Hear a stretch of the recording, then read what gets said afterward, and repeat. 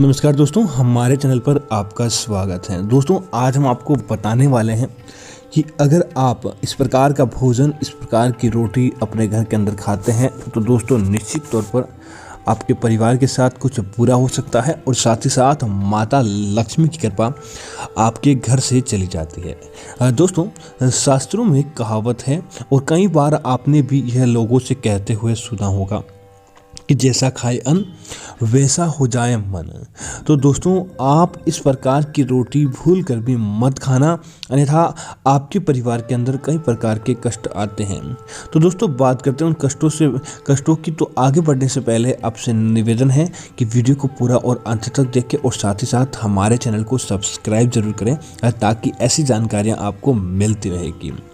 दोस्तों, सबसे पहले अगर बात करें तो इस बात का ध्यान रखें, जब भी आप अपने घर के अंदर आटा लगाती है, महिलाएं हो या पुरुष, आटा लगाती हो तो आटे को सबसे पहले जब आटा ओसन दे तो ओसनने के बाद ऊपर की तरफ तोड़ के आटे के बीचों बीच में वह थोड़ा सा आटा लगा देना चाहिए।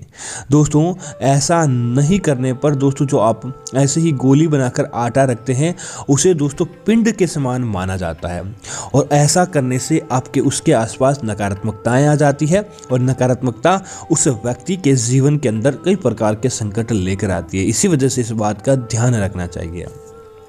दोस्तों, दूसरी चीज़ की बात करें तो ऐसा आटे की रोटी जो आप अगर रात्रि को आटा फ्रीज के अंदर रखा हुआ है या रात्रि को वो आटा जूठा छोड़ दिया गया था और उसके बाद अगली सुबह उस आटे की रोटी अगर आप बनाकर खाते हैं तो आपके आसपास नकारात्मकताएं घर जाती है, आपको उसका सकारात्मक फल नहीं मिलता और साथ ही साथ माता लक्ष्मी आपसे रूठ जाती है। तो इस बात का ध्यान रखें, कभी भी रात को झूठा आटा नहीं छोड़ें।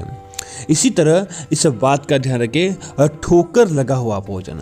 दोस्तों, जिस भोजन को ठोकर लग जाता है, जिस रोटी को ठोकर लग जाती है और अगर आप ऐसा भोजन ग्रहण करते हैं, आपके पैरों के अलावा अगर किसी भी व्यक्ति के पैरों की ठोकर आपके भोजन पर लग जाती है तो दोस्तों उसे ठुकराया हुआ भोजन माना जाता है। इस भोजन को ग्रहण करने से आपके शरीर के अंदर, आपके जीवन के अंदर नकारात्मकताएं घर जा जाती है। इसी वजह से ऐसे भोजन को करने के बारे में मनाही की जाती है। तब आप भी ठोकर लगे हुए भोजन को स्वीकार करने से बचें और ऐसा भोजन आपको ग्रहण करना नहीं चाहिए। इसी तरह कई महिलाएं इस बात का सवाल करती है कि क्या बासी रोटी हम खा सकते हैं और कमेंट के अंदर कई बातें पूछी जाती है।